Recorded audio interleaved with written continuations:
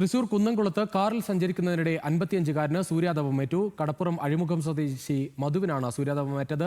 മധു അഞ്ചങ്ങാടിയിലെ ആശുപത്രിയിലെത്തി ചികിത്സ തേടി. അബ്ദുൾ റഹീം ചേരുകയാണ് കൂടുതൽ വിവരങ്ങളുമായി. അബ്ദുൾ റഹീം, പുറത്തിറങ്ങുന്ന ആളുകളൊക്കെ ഇങ്ങനെ ആശങ്കയോടെ നിൽക്കേണ്ട സാഹചര്യമാണ്. എന്താണ് ഇവിടെ സംഭവിച്ചത്?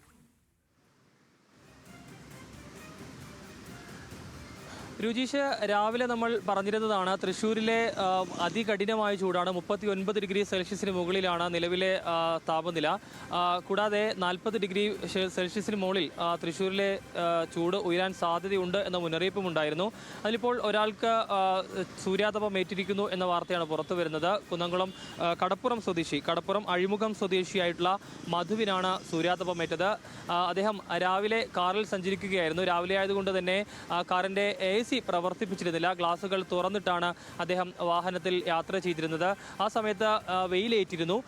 അതിനുശേഷം അദ്ദേഹത്തിന് ചില അസ്വസ്ഥത വയറിൻ്റെ ഭാഗത്ത് നിന്ന് അനുഭവപ്പെട്ടിരുന്നു. പക്ഷേ ആ സമയത്ത് അദ്ദേഹം അത് കാര്യമാക്കിയില്ല. പിന്നീട് വീട്ടിലെത്തിയ ശേഷം വസ്ത്രങ്ങൾ മാറി നോക്കിയപ്പോഴാണ് ചെറിയ കുമിളകൾ വയറ്റിൽ രൂപപ്പെട്ടതായി കണ്ടെത്തിയത്. ഉടൻ തന്നെ അഞ്ചങ്ങാടിയിലെ ആശുപത്രിയിലെത്തി ചികിത്സ തേടുകയായിരുന്നു. അപ്പോഴാണ് സൂര്യാതപം ഏറ്റതാണ് എന്ന് മനസ്സിലായത്. ഏതായാലും വാഹനത്തിൽ സഞ്ചരിക്കുന്നവർക്ക് പോലും സൂര്യാതപം ഏൽക്കുന്ന അവസ്ഥയിലേക്ക് കാര്യങ്ങൾ എത്തുന്നത് ആരോഗ്യ പ്രവർത്തകരെയും അതോടൊപ്പം തന്നെ യാത്രക്കാരെയും ഒക്കെ ഒരുപോലെ തന്നെ ആശങ്കയിൽ ആഴ്ത്തുന്നുണ്ട്. ഏതായാലും കഠിനമായ ചൂടാണ്. ഇതിനെ പ്രതിരോധിക്കാൻ വേണ്ട മുൻകരുതലുകൾ സ്വീകരിക്കുക എന്നുള്ളതാണ് ബന്ധപ്പെട്ട അധികൃതരുടെ ഭാഗത്തു നിന്ന് വരുന്ന മുന്നറിയിപ്പ്. വെയിൽ കൂടിയ സമയങ്ങളിൽ പുറത്തേക്ക് ഇറങ്ങാതിരിക്കുക.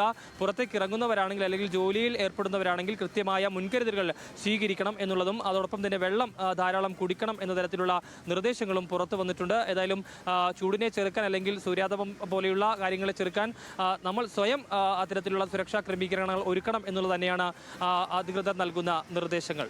രുചീഷ്. ശരി അബ്ദുൾ.